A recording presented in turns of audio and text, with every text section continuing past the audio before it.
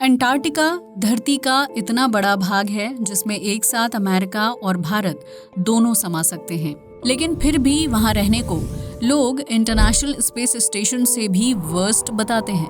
पर सोचने वाली बात है कि लोग अंटार्कटिका में रहने को इंटरनेशनल स्पेस स्टेशन से भी ज्यादा खतरनाक क्यों मानते हैं। आखिर लोग यहाँ रहना क्यों नहीं चाहते? ये जानने के लिए आपको हमारी वीडियो को एंड तक देखना होगा। तो आइए शुरू करते हैं। यहाँ की हार्ड सर्वाइवल कंडीशन को जानने से पहले आपको अंटार्कटिका के बारे में जान लेना चाहिए। अंटार्कटिका हमारी धरती के 7 महाद्वीपों में से एक होने के साथ साथ दुनिया का 5वां सबसे बड़ा कॉन्टिनेंट है, जो 1,42,00,000 स्क्वायर किलोमीटर में फैला हुआ है। साथ ही ये पूरी तरह से फ्री है और इसके ऊपर किसी भी देश का अधिकार नहीं है। हाँ, वो अलग बात है कि लगभग 29 देश के रिसर्च सेंटर यहाँ हैं, पर कोई भी इस पर अपना अधिकार नहीं जता सकता। ये तो हुई अंटार्कटिका की बात। तो चलो अब आते हैं इस बात पर कि आखिर लोग अंटार्कटिका में रहना क्यों नहीं चाहते। वास्तव में इसके लिए एक नहीं बल्कि कई कारण रिस्पॉन्सिबल हैं, जो यहाँ ह्यूमन लाइफ को बद से बदतर बना देते हैं, जिसकी वजह से कोई यहाँ रह नहीं पाता। चलो इन सब के बारे में हम आपको बताते हैं। यहाँ ह्यूमन लाइफ ना होने के लिए सबसे ज्यादा रिस्पॉन्सिबल है यहाँ की हड्डियां जमा देने वाली ठंड। असल में अंटार्कटिका का टेम्परेचर पूरा साल फ्रीजिंग पॉइंट पर ही रहता है, क्योंकि पूरे अंटार्कटिका में 5 किलोमीटर डीप तक केवल बर्फ ही बर्फ जमी है। यहाँ मौजूद पुरानी बर्फ पिघलती नहीं है, बल्कि हर साल 2 इंच एडिशनल बर्फ और जमा हो जाती है, जिससे यहाँ सर्दियों में टेम्परेचर -60 डिग्री तक चला जाता है। लेकिन यहाँ साल में 1-2 बार गर्मी भी पड़ती है। पर हैरानी की बात तो ये है कि गर्मी में भी यहाँ का तापमान -12 डिग्री सेल्सियस ही होता है। यही नहीं, इस कॉन्टिनेंट पर 20 से 30 किलोमीटर प्रति आवर की एवरेज स्पीड से तेज बर्फीली हवाएं भी चलती हैं, जो यहाँ ठंड को और भी खतरनाक बना देती हैं। इसके अलावा बारिश न हो पाना भी एक बड़ा फैक्टर है, जो यहाँ ह्यूमन लाइफ को नहीं पनपने देता। असल में यहाँ पर साल में 200 मिलीमीटर से भी कम बारिश होती है। अगर भारत से तुलना करें तो यहाँ होने वाली बारिश भारत के कंपैरिजन में 6 गुना कम है। यही वजह है कि इसे दुनिया का सबसे बड़ा रेगिस्तान भी कहा जाता है। यहाँ ह्यूमन लाइफ सरवाइव ना कर पाने का अगला रीजन है ह्यूमिडिटी का ना के बराबर होना। ह्यूमिडिटी का ना होना भी यहाँ पर जीवन को पनपने से रोकता है। ह्यूमिडिटी एनवायरनमेंट के साथ साथ ह्यूमन हेल्थ के लिए भी बहुत इम्पोर्टेंट होती है। यही वजह है कि अर्थ के बाकी के हिस्से में 40 से 80% वाटर वेपर प्रेजेंट रहता है। लेकिन क्या आपको पता है अंटार्कटिका के अंदर कितनी ह्यूमिडिटी होगी? चलिए आप अपने जवाब को कमेंट सेक्शन में बताइएगा। तब तक हम आपको सही जवाब देते हैं। असल में अंटार्कटिका में 0.03% ह्यूमिडिटी ही अवेलेबल होती है, जिसकी वजह से यहाँ का एनवायरनमेंट ऐसा है और ह्यूमन सरवाइव नहीं कर पाते। और ह्यूमिडिटी ना होने की वजह से अंटार्कटिका में मौजूद लोगों के अंदर स्किन रिलेटेड बीमारियां और डिहाइड्रेशन बहुत ही कॉमन हो जाता है।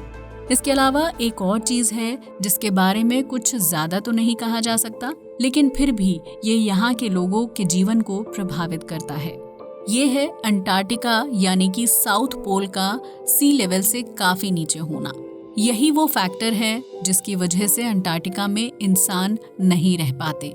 वैसे अंटार्कटिका के इतने खराब वेदर एंड क्लाइमेट कंडीशन को देखकर लगता है कि ईश्वर ने इस जगह को इंसानों के लिए बनाया ही नहीं है। लेकिन इंसानों के रहने के लिए तो अंतरिक्ष को भी नहीं बनाया गया है, पर इंसान फिर भी वहाँ रहते हैं ना। अब आप सोच रहे होंगे कि अंतरिक्ष में कौन रहता है, तो हम आपको बता दें कि अंतरिक्ष में अभी भी लोग हैं, लेकिन वहाँ पिकनिक के लिए नहीं गए हैं। असल में रिसर्च पर्पस के लिए ही लोग वहाँ रहते हैं और उनके रहने के लिए इंटरनेशनल स्पेस स्टेशन को बनाया गया है, जहाँ पर लोग अभी भी स्पेस के बारे में रिसर्च कर रहे हैं। और ऐसे ही रिसर्च के पर्पस से लोग अंटार्कटिका में भी हैं। असल में यहाँ पर लगभग 29 देशों के वैज्ञानिकों के अलावा रिसर्च के पर्पस से जुड़े लोग आते जाते रहते हैं, लेकिन परमानेंटली यहाँ कोई नहीं रहता, जिसका कारण यहाँ की हार्श वेदर कंडीशन है। यहाँ केवल 3 महीने ही ऐसे होते हैं जिसमें लोग यहाँ आ सकते हैं और यहाँ से बाहर निकल सकते हैं। अब आप सोच रहे होंगे कि यहाँ तक आखिर रिसर्चर और साइंटिस्ट जाते कैसे होंगे, तो हम आपको बता दें कि यहाँ पर कोई रेल पटरी या रोड तो है ही नहीं, साथ ही यहाँ पर कोई एरोप्लेन रनवे भी नहीं है।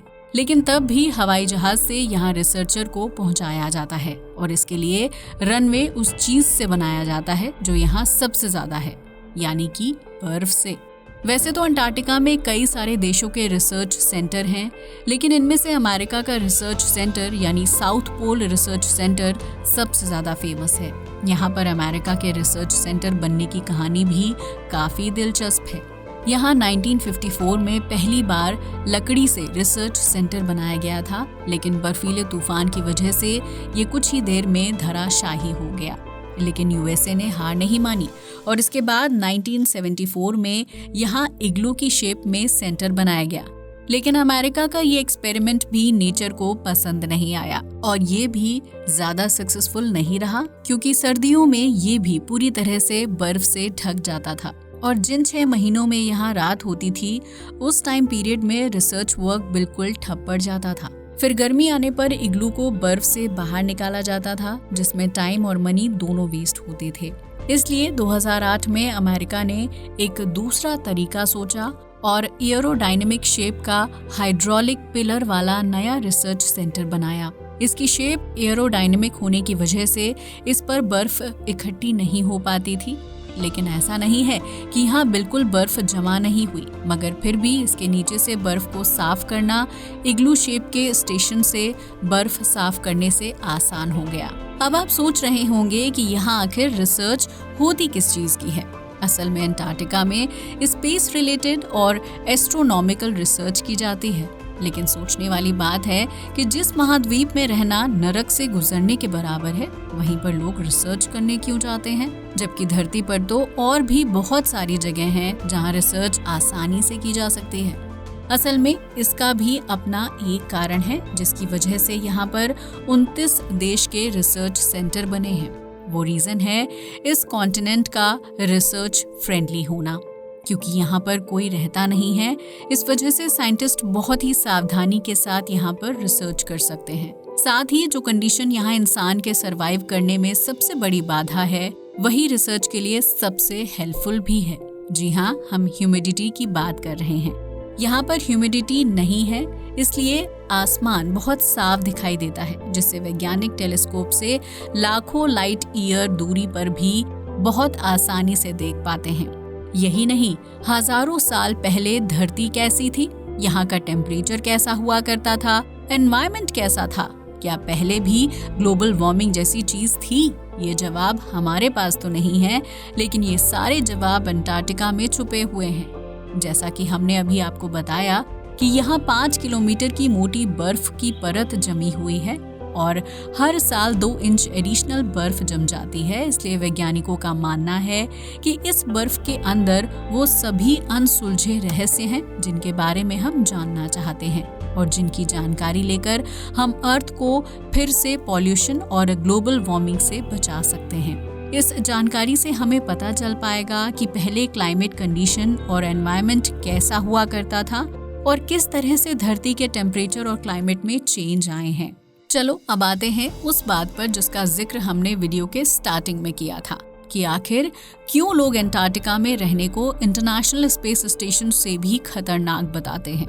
असल में साउथ पोल की वेदर कंडीशन इतनी ज्यादा खराब है कि लोगों का कहना है कि इंटरनेशनल स्पेस स्टेशन में रहना अंटार्कटिका से ज्यादा सेफ है। ऐसा इसलिए कहा जाता है क्योंकि पूरे साल में ऐसे केवल 3 ही महीने होते हैं जब अंटार्कटिका में रनवे बनाकर जहाज के थ्रू आया और जाया जा सकता है और यही एकमात्र ऑप्शन है जिससे अंटार्कटिका में एंट्री या यहाँ से वापसी की जा सकती है।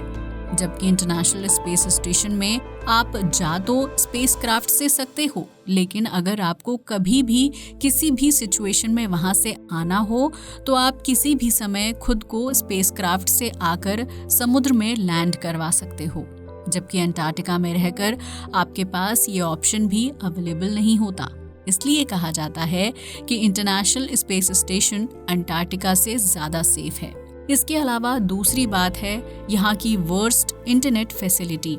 हमें इंटरनेट सैटेलाइट के थ्रू रिसीव होता है और सैटेलाइट भी केवल उन्हीं जगहों पर होती है जहां पर ज्यादा पॉपुलेशन होती है।